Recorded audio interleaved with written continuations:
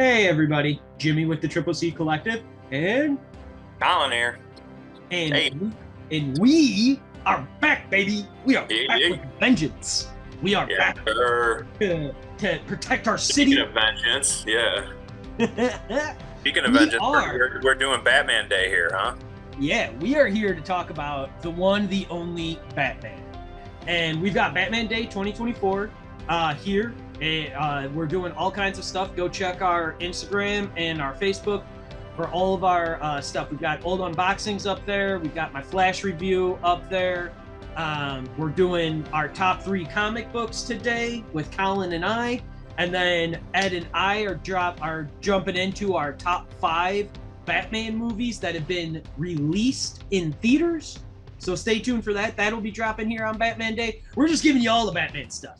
Yeah, yeah. 2024, we're back, baby. We're back. Um, but yeah, So so yeah, to start it off, it's like I wanted to kind of round mine out a bit with some news stories and some old. And I went as far back as the 1970s. Where'd you land? so we initially talked about doing like a top 5.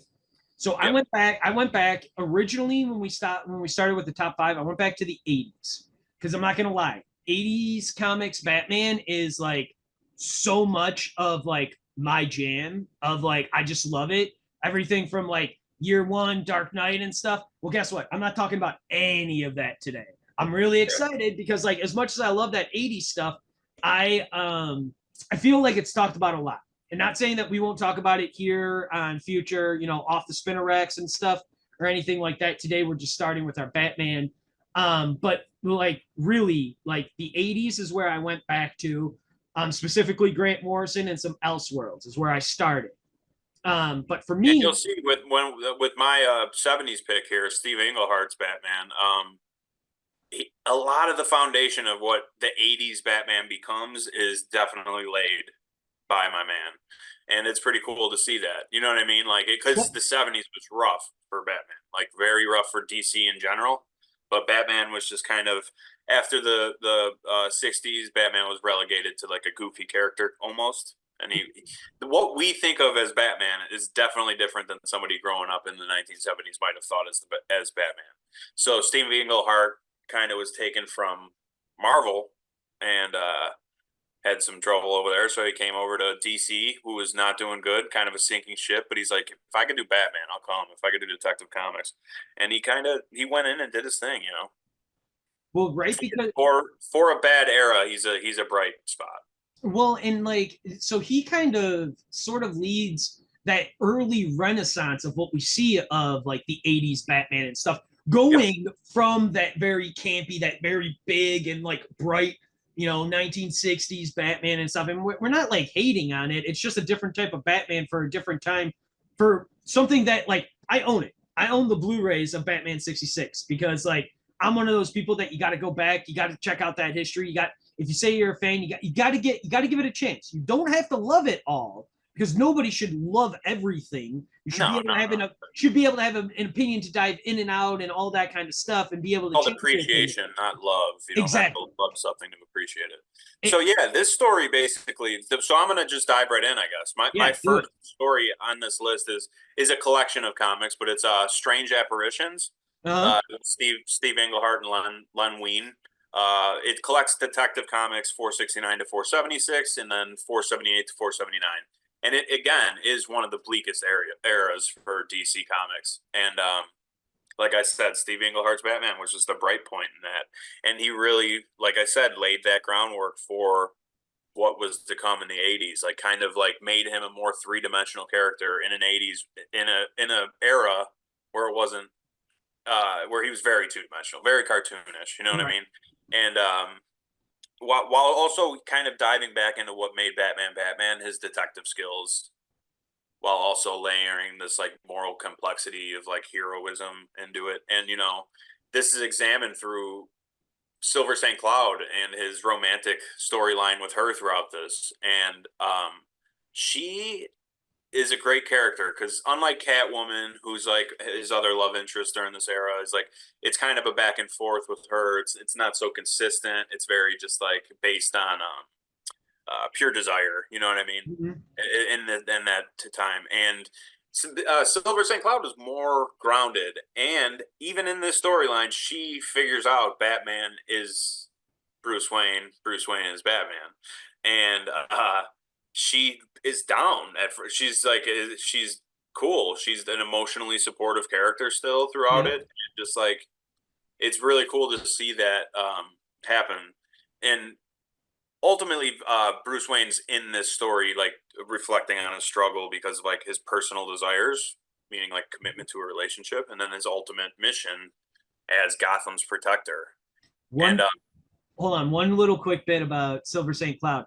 I knew nothing about Silver St. Cloud originally for a long time. Didn't know that she was actually considered like kind of like everyone knows Selena Kyle is the major love no, there's interest a of like, Vicky of like Vale. yeah, There's Vicky a few Vale, that get brought and up. She does. Andrea Beaumont and stuff. Like these are people that matter. There's a reason because of that, because of this era of the '70s. Mm-hmm.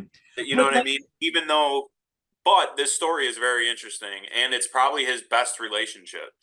and that's why Kevin Smith brings Silver St. Cloud back for when he does Batman in his Widening Gyre and Batman Cacophony and stuff. Yeah. Like, So like she's definitely with all like that. a rock of a character. Like she's a Mm-hmm. good partner. She just, Yep. you know, it becomes complicated. You know, you can't. How are you connected to the Batman?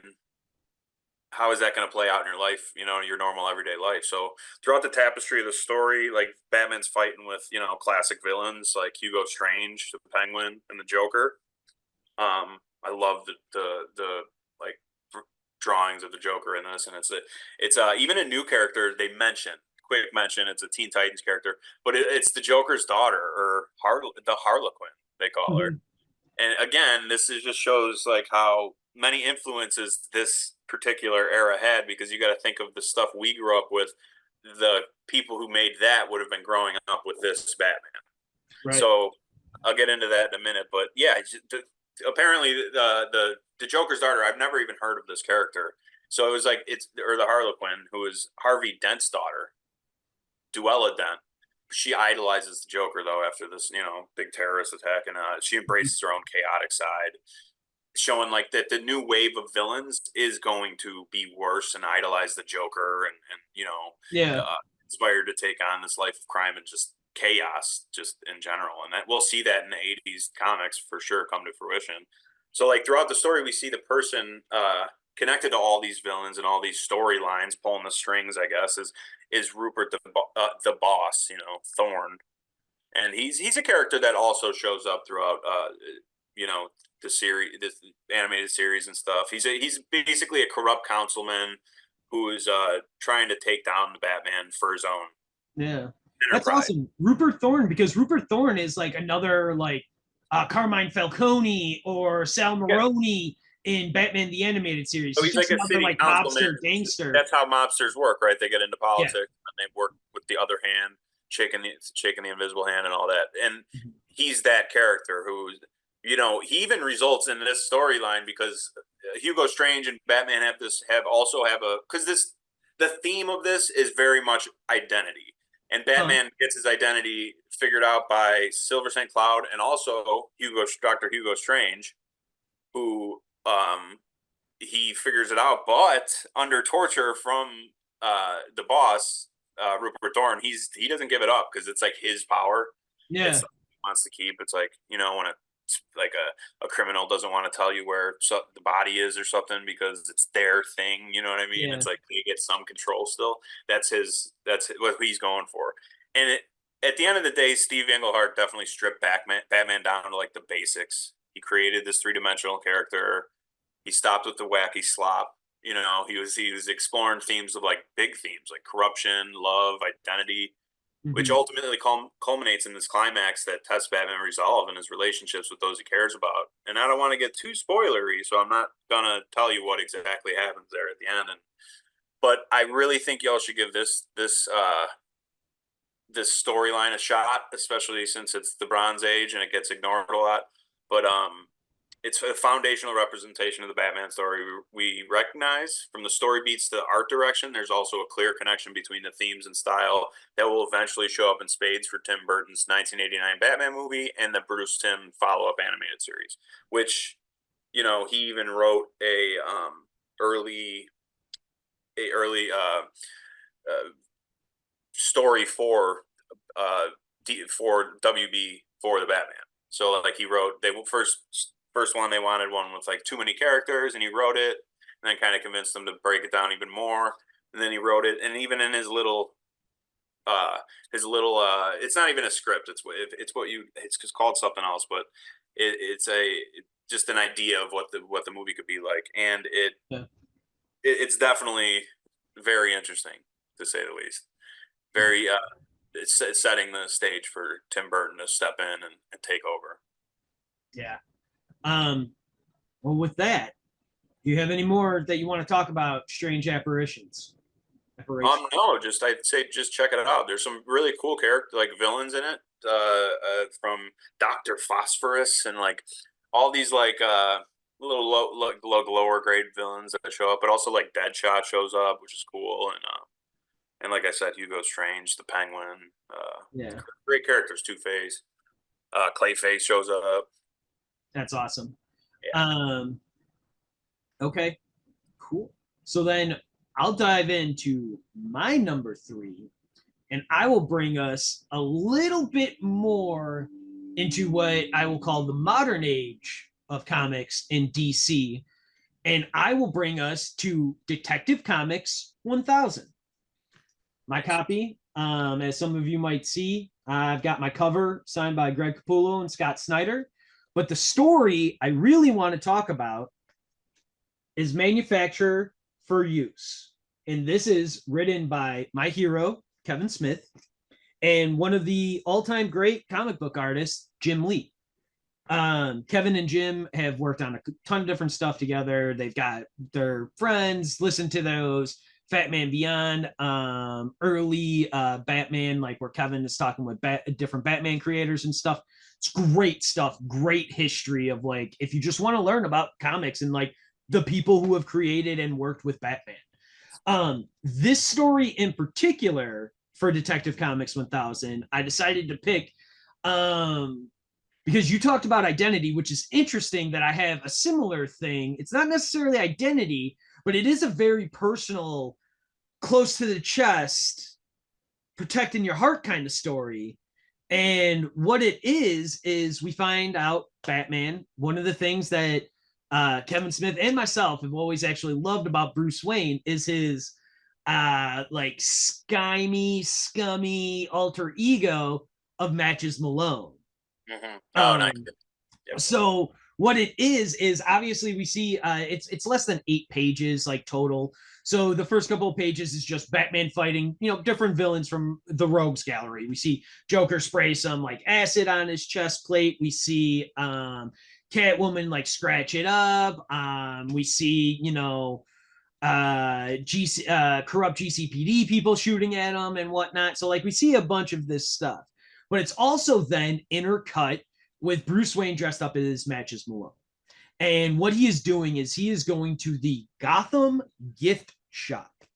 And what is the gift shop, you may ask? Or the Gotham gift shop, you may ask? Well, it's a little pawn shop that sells the black market goodies that everybody is looking for, like the gun that killed the Waynes. So, what does Matches Malone, aka Bruce Wayne, go and do here? He goes and he buys the gun from the Gotham gift shop. And the guy's like, all right, I'm selling it for $1,000. Bruce is like, here's 1,500, or Matches, I should say, is like, here's 1,500. Don't ask any more questions. I'm out of here. And the guy's like, all right, done and done. And fine. It seems like not enough for that gun. It's a collector's item and a gun, and it's $1,500. Is like the damn. No, man. I think they both got off scot. They both Batman's ripped that man off. Right. So Batman goes home. He puts it in a case. It's in the Batcave. It's like one of his other treasures, like the giant T-Rex, the giant penny, all of that kind of stuff. One of his own treasures and mementos, keepsakes from all of his victories and stuff. However, what he ends up doing is he takes the gun then out of the case and he melts it down. And he melts it down and he has it form into the backing of his bat symbol on his breastplate. So that the gun that killed his parents is now the thing that protects him and is his own kind of shield and stuff. And I just remember reading that and just being like, whoa, man. Whoa. That, and like, I just thought that was so cool. It was so personable. Like, I just thought that it was just it is literally something. It's literally something of Batman that I've never really thought about, but Kevin, Jim Lee, and everyone, they made this one small little aspect of Batman like now almost iconic, and I can't not think about it any other way. Kind of going forward now. Well, it's true. Matt Reeves is the Batman. Speaking of the movie, that's what that is too. So, well, that's the beauty of it. Like I remember that idea ended up, because I think it was like maybe like 2 years, maybe 3 years between Detective Comics 1000 being published and out in stores. Between then, when we first see that first all red, dressed in black, to Nirvana kind of like, teaser trailer for the Batman from Matt Reeves and Robert Pattinson. And yeah, we see that. And I remember when we see like they allude to that the gun is it's never like straight. They don't do the scene that you just mentioned. But hey, I mean, it could be, but still, in the Batman, it's still cool that the Batarang is actually that chess piece. I love that. I thought that was. But cool. I mean, that's also what I think that's what he made that from. But anyway, it's also interesting because the shoot, I forgot what I was going to say. The Batman, kind of. Fuck, I forgot what I was going to say. Edit that. It's always so awesome on how Batman tries to inverse the things that are meant to hurt people. Yeah. Right. So, like... I mean, he does things that serial killers would do. He collects, like, things from his victims. He got trophies, man. Like, we can talk about it. Yeah.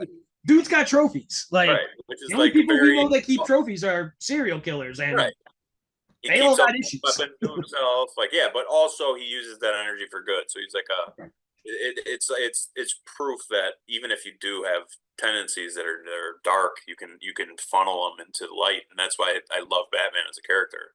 That he uses the dark symbols to light his own way, and sometimes other people don't see it until later, but they usually see it. Yeah. Kevin Smith's not good. Well, he's good at telling heartfelt stories. Yeah, so, I love it. It was one of my favorite, and it was something that was so shocking when I read it, because I was like, man, it was one of those things. Like I've read, Batman Cacophony, Widening Gyre, all of it from like Kevin Smith and his Green Arrow and stuff. Like the dude writes good comics, like he really does. His Green Arrow run was really fun. Yeah, it was really good, really good. Really shocking. It's way better than it has like really any right to be, if we're being honest here. But yeah, I loved it. And now the other thing about Detective Comics, just in case if people are like, oh, Kevin Smith and Jim Lee wrote the whole thing. No, as I was saying before, Scott Snyder and Capullo, it's an anthology series. It's an anthology is really what it is. Some of the most current, at least for Detective Comics 1000 and probably for Action Comics 1000, they probably did the same thing. They had a bunch of different covers from a bunch of different artists and writers, write different little, again, 8 or less page stories for Detective about Batman and the Batman family and all that kind of stuff. And so, like, I highly suggest if you're a Batman fan, check it out. It's a great read because you can put these stories into any run basically of Batman, because they're so like kind of like held within their own that you don't need to worry about like, does it fall in? Oh, that's what I was going to say. Every Batman story is true. Oh, Even if they don't makes sense, it's still true. Like you Mhm. just give it up to either the multiverse or whatever. It's like the Batman stories that don't coincide with each other. It's Yeah. uh, bad narrators or whatever. You know what I mean? You want to say, but like it's Unreliable all narrators. true. Yeah. Yeah, it's all true. So you wanna read it, get into it, Right. see what built on everything else. But yeah, so is that all you got on that? Because I'm yeah, sounds like That's a great. all. I love That's that. all. Detective Comics Yeah, 1000. Jim 1000. Lee's running a Check good it ship. out. Check it out. It's good stuff. What is your second So pick? my next saga, basically, I'm going through sagas instead of individual stories because my last one was Detective Comics too, if you want to be, Yeah. but it was just more collections. So this one's the Nightfall saga, and I'm not gonna delve too deep into each one because each one is its own trade paperback Yeah. alone. But yeah, there's writers in this one. There's writers from Chuck Dixon and Doug Munch to Alan Mhm. Grant, Dennis O'Neil. Yep. But like it's mostly a Chuck Dixon production, right? And Mhm. there's artists like Graham Nolan, Jim Ballant, Jim Barrow, Brett Belvins, Norm Bregfoyle, or Brave Fogel, sorry, Brave Fogel, Yeah. and Sal Valuto and Ron Wagner. These are again some great artists from a fun time in the industry, and Nightfall is the first uh, portion of this story, right? So Yeah. it's actually the introduction of the genetically enhanced character Bane. Hmm. It shows him like going as a child, going through like horror and hell to getting out to getting his super strength and incredible intelligence and stuff. So uh, when he gets to Gotham, his plan basically is like to take down the Batman, so he can run Gotham the way he feels is fit. And his first order is basically to unleash the villains in Arkham Asylum. Hmm. So he doesn't have to do a direct attack. He's not. He's gonna let Batman get worn down by all the rogues villains before he even gets to Bane. So in the climactic battle between the two, the plan works. Bane actually dominates Batman. He even snaps him in half and like kind of leaves him broken. And this leads to the rebuilding of Batman, literally and figuratively. Like the next story is Night Quest now. So that story ends, and we get into Batman coming to terms with the fact that he can no longer be Batman, and the fact that he has to hand this mantle down to an interesting character, Jean Paul Valley, who is the vigilante known as Azrael, who's a straight zealot and like a brutal tactician who uses violence beyond what Bruce Wayne ever would. Yeah. It's an interesting choice. There's some arguments like between Dick Grayson and Nightwing and Tim Drake's Robin, Hmm. and they're just like they're seeing, okay, well, he picked him. He's got to be good. We got to see what's going on. But Azrael's violent tendencies not only become a sticking point for the brothers there, they Hmm. eventually get to Bruce, and he starts realizing that like the symbol that he created is being tarnished by Azrael. Like he can't just let this be. So it goes into Night's End where he uses all of his power to recuperate. He begins to show signs of that, and he begins to reflect on like what it actually means to be Batman. He like kind of again it strips this character down to its core. It's like what are we doing? What is this? What is this for? Am I just going to let anyone take over this mantle just because they can do the job, or is there something more to it that needs to be explored? Hmm. And Azrael can't help but give in to his violent tendencies. So Bruce decides that it's time to regain what was his and take back the symbol of Batman. Using all of his intelligence and strength, he recovers both physically and mentally. Like he goes through this big process. He puts on this cool helmet that's like this old like wooden looking bat helmet, and kind of just practices like he did at the beginning in Yeah. year zero, basically. Yeah. You're one. Chance to become. So he fights Azrael and for his chance to become Batman again, and that goes down, and he takes it back. My man takes it back after all that, and then to be honest, he doesn't fight Bane again until a little later in the series, but he does get his rematch with Bane. Azrael also kind of already whooped on Bane a little too aggressively, if you ask me. But but he did But break the Azrael Batman's does. back. He did break the Batman's back. So what are you gonna do? Yeah, right.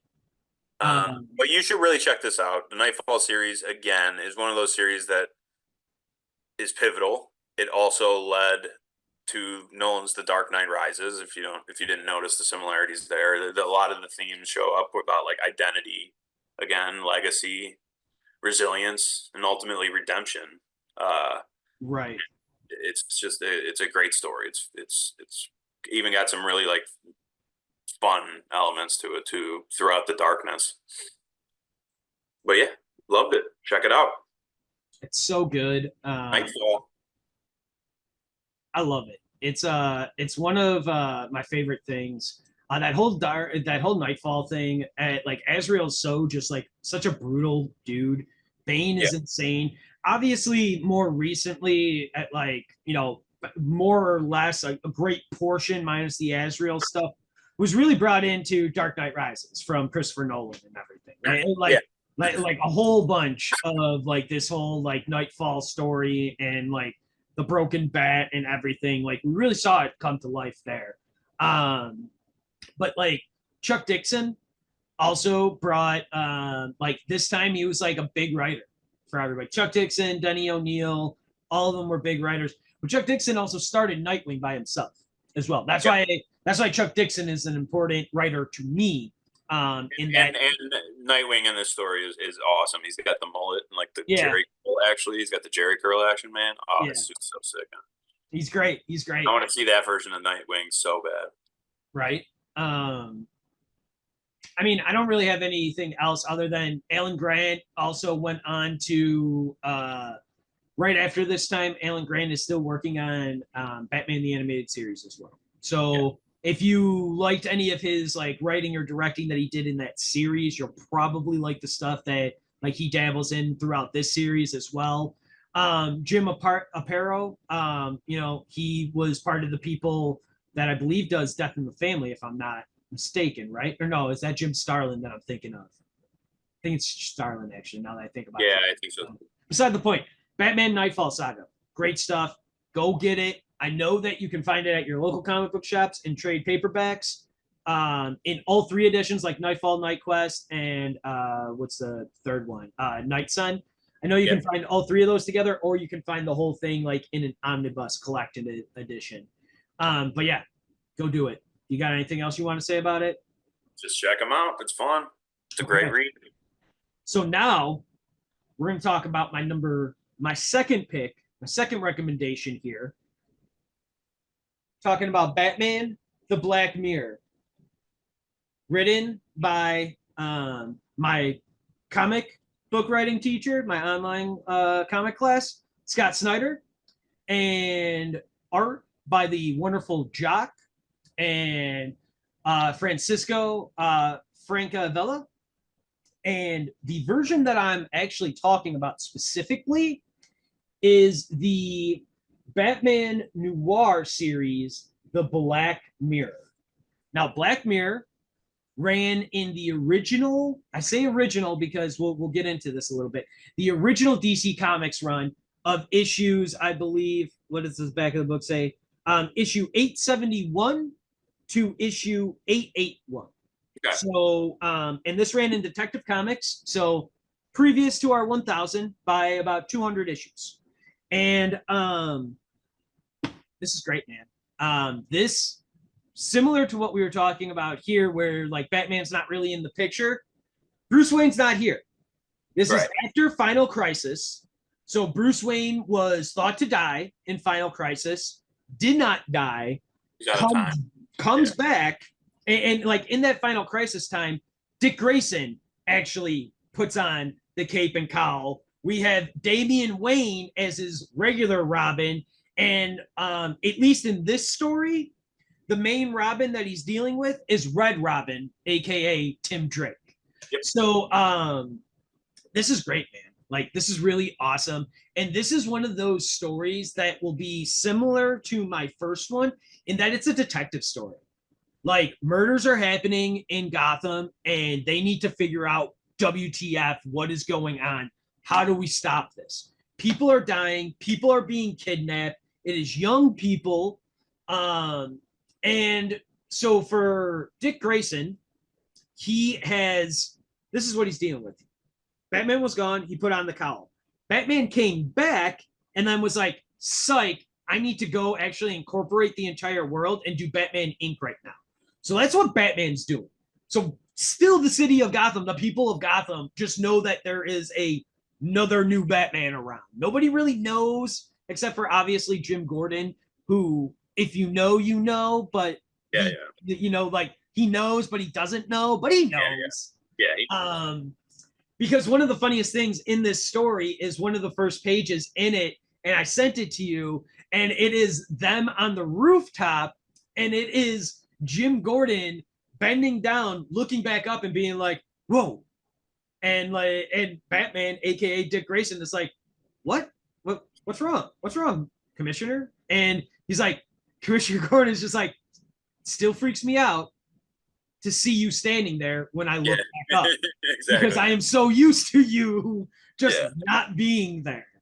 And so through these kidnappings and through these murders, there's also, that is what Dick Grayson is doing, trying to find out who is this dealer that they are called. They are gathering secret society. They're gathering, like a secret society shows up, and the rich elite kind of almost, I mean, really, we can talk about it later at another time because I know you wanted to talk about this specifically, but this kind of leads into a little bit of what Scott Snyder does in the New 52. Yep. And we'll leave it at that. Batman Inc., all that stuff is absolutely ends up being related. And so all of this stuff that like we get here is we get some little inklings, sprinklings of what will happen when Scott Snyder takes over the whole Batman run and everything with Greg Capullo in the New 52 in 2010, and runs that basically for the next like 8 years of Batman, basically, or however long it is. So Dick Grayson is dealing with murders. There is a dealer who is killing people, spreading some drugs and stuff. Dick Grayson finds out, turns out it's a trap. He gets barely gets out of there alive, is saved by Tim Drake. And then we get, now the story is 10 issues long, and it kind of intercuts basically between 1 to 3 issues about Dick Grayson and what he's dealing with the crimes and the murders. And then it cuts back to Jim Gordon. It is very much so a split even story of Jim Gordon and Dick Grayson as Batman. And for Jim Gordon, he is dealing with a very personal issue, personal demon from his past. His son, James Jr., shows back up. Now, for those of you, right? Huh? He cheated, right? So James Girl had a kid. Oh, no, James Jr. is from his first marriage. Oh, okay. From Barbara, and then when he married, and that, so like it kind of depends. So there's a couple of different things. Like, to be fair, Barbara sometimes mostly is. In my number one, in my first recommendation, they tell the story of Jim Gordon, his first wife Barbara, and then his new wife Sarah in a whole completely different way than what's kind of like laid out in this one. So it's interesting how that kind of, it ebbs and flows because it's Jim Gordon and his family, and they kind of always make it fit to work. But Barbara Gordon is Jim Gordon's first wife. They have Jim. Now, again, some tales they have Barbara, their daughter, and then they have Jim Jr. together.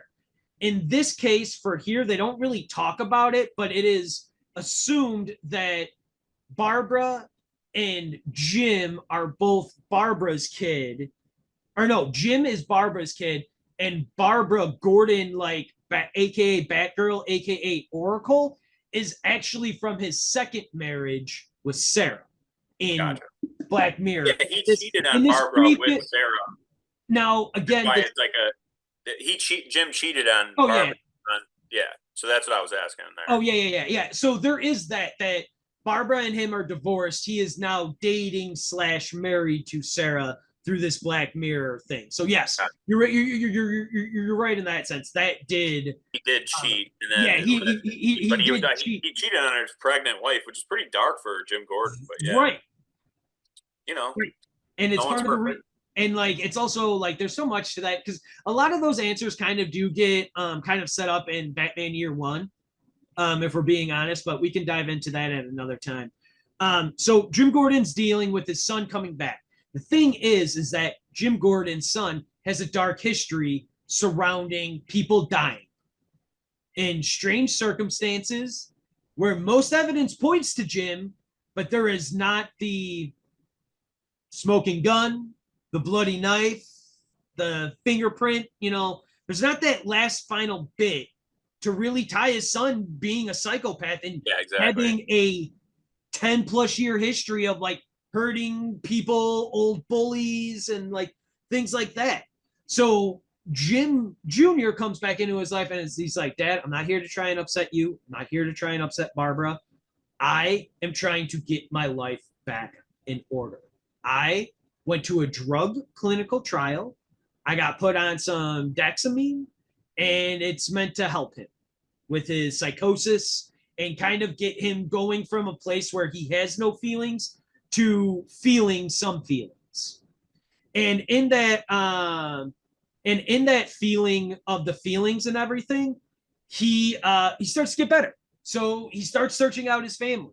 He moves back to Gotham because he's got his father, his sister there, and everything. And he basically is there telling his dad, like, hey, I'm going to Leslie Tompkins, who runs the orphanage and everything. She is willing to take a look at people like me who are down on their luck and everything like that, but are willing to give me a shot. I get drug tested regularly, so if I'm not taking my medicine, people will know.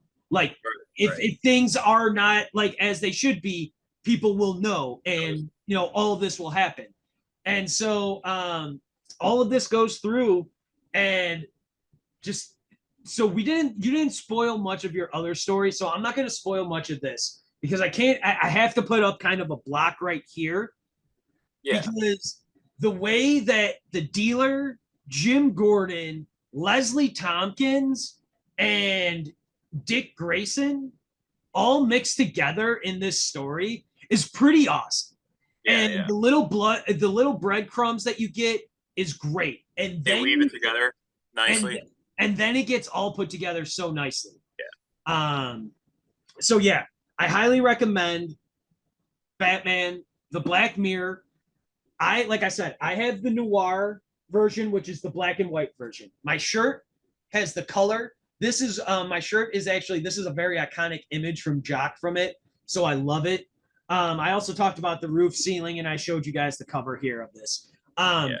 Black Mirror Deluxe Edition just was released 2 to 3 weeks ago in your local comic shops. They are in hardcover editions. I believe they're running somewhere between $30 and $40. Could even be maybe as high as 50.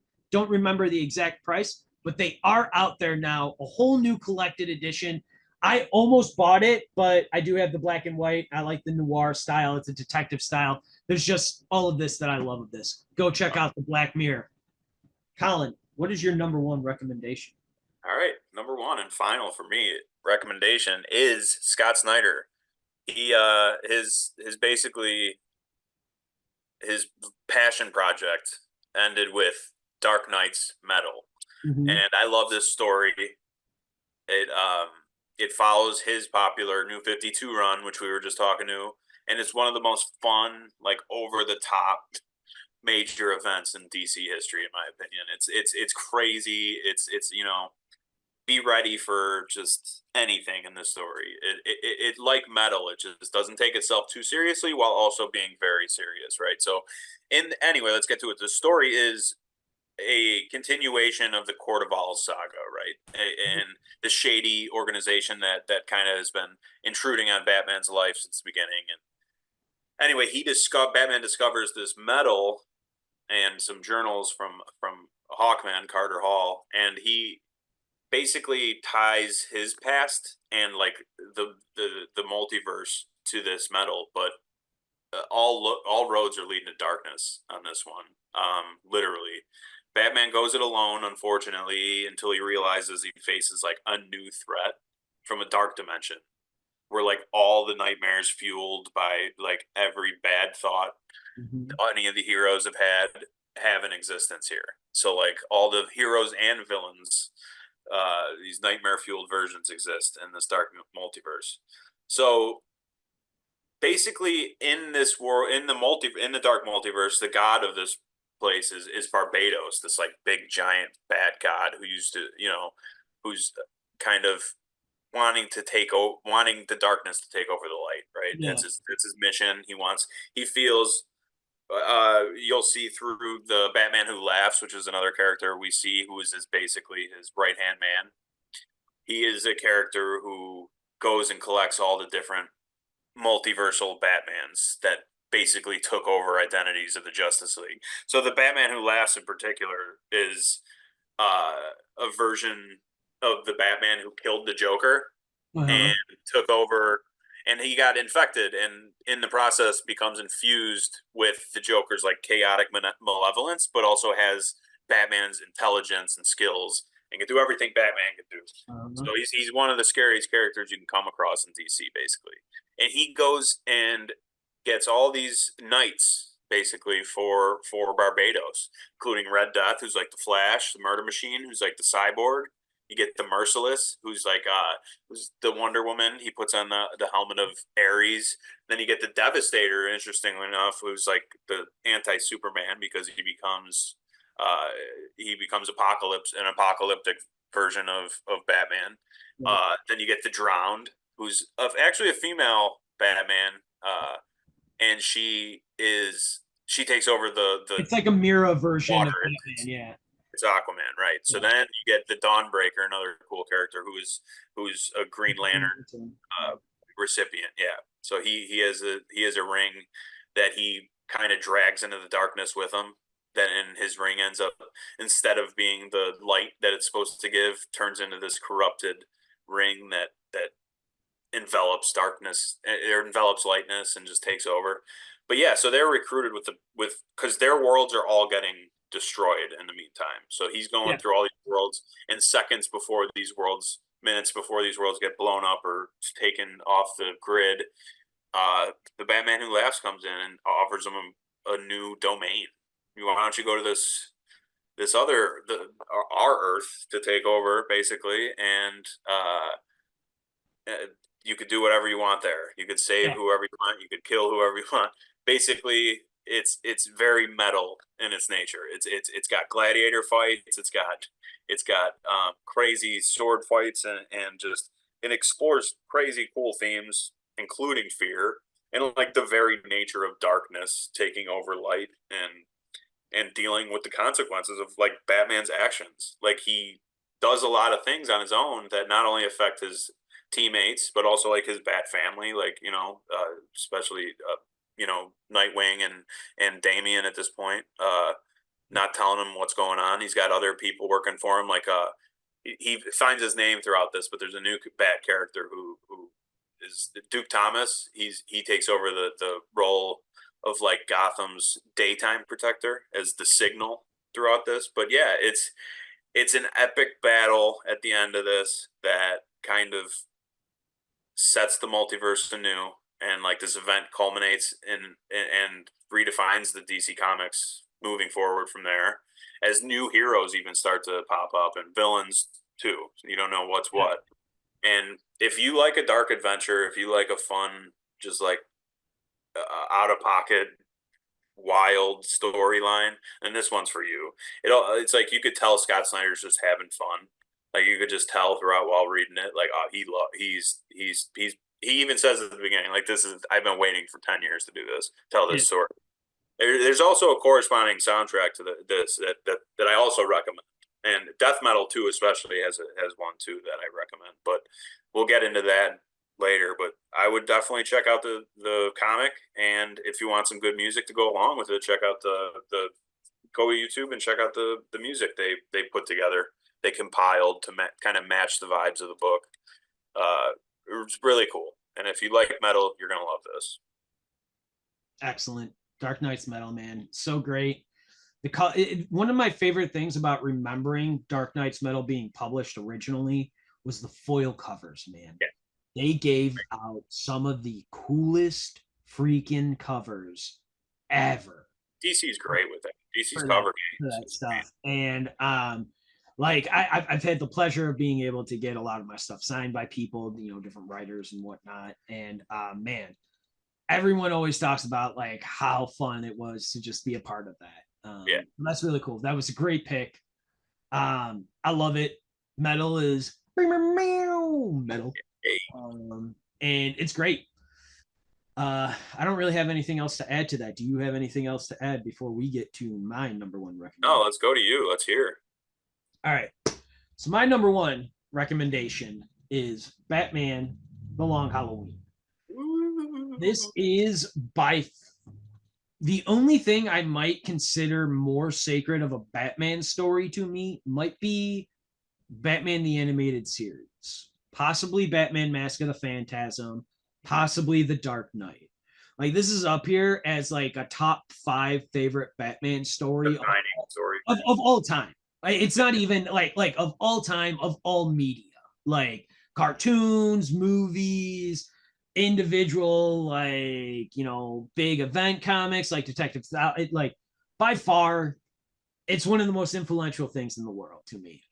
It has one of the great tragedies of Harvey Dent in there, who is my all-time favorite Batman Rogues Gallery. Joker's great. Scarecrow is freaky. Mr. Freeze will chill you down. But Two-Face, man. Two-Face. He is the guy that had the bad day and he snapped. And because that is my greatest fear, that is why I love Harvey Dent so much. Is that having a one bad day and just snapping.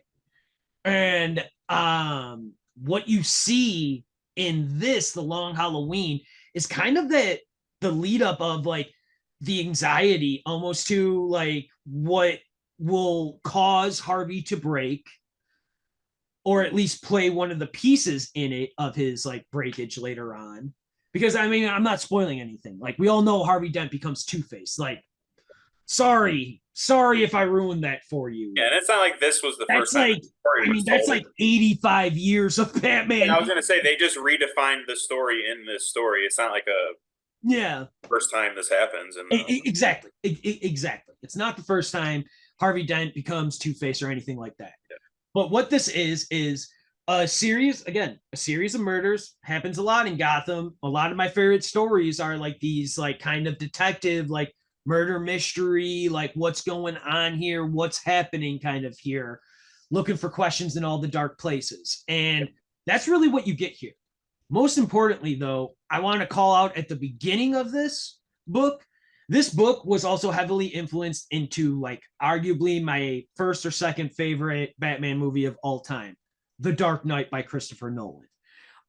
Specifically, the beginning of this book legitimately has almost the same frame shots of when Batman, Harvey Dent, and Jim Gordon all meet in The Dark Knight on the roof. There are literal, like, almost shot for shot, like, frames. They're like Christopher Nolan and crew was like, bam, I want it. yeah, like, you can see some of that with Dark Detective, where where the shoot, you can see that influence come in other places too. Like but it's insane how you're right. Like that's frame for frame, almost basically and what we see. Well, and then like literally like it maybe so that happens in like issue 1 at the start of it or whatever. Then I think even we get to like issue 2 or 3, or maybe even in that same first issue, the mob is having problem funneling their money. Does that sound familiar to anybody? Batman irradiates some bills. Yeah, exactly. The mobster's money gets taken, and then Lau, Mr. Lau, the television. Mm-hmm. He's a squealer.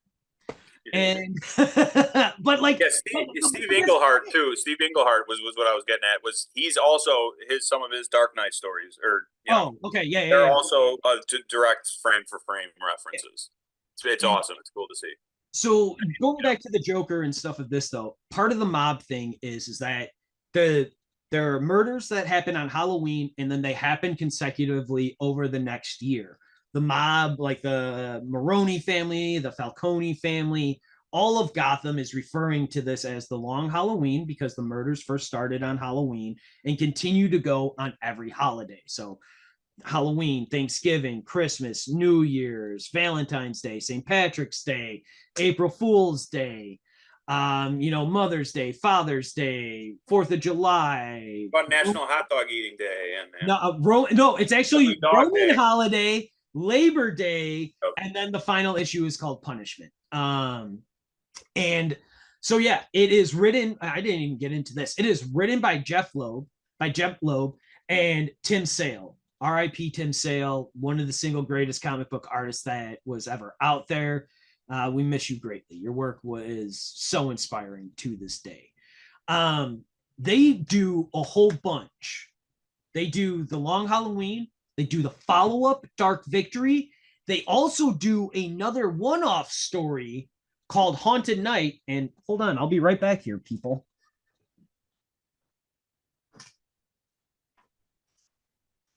They are, whoops, bringing it back. This is the last Halloween prologue. Nice. It is a free comic book that you can get at your local comic shops today for the 85 years of Batman for Batman Day, the whole point of this comic book pod. They're bringing it back. It is it's kind of weird for me because Tim Sale has been gone for a couple of years now and they're still bringing it back.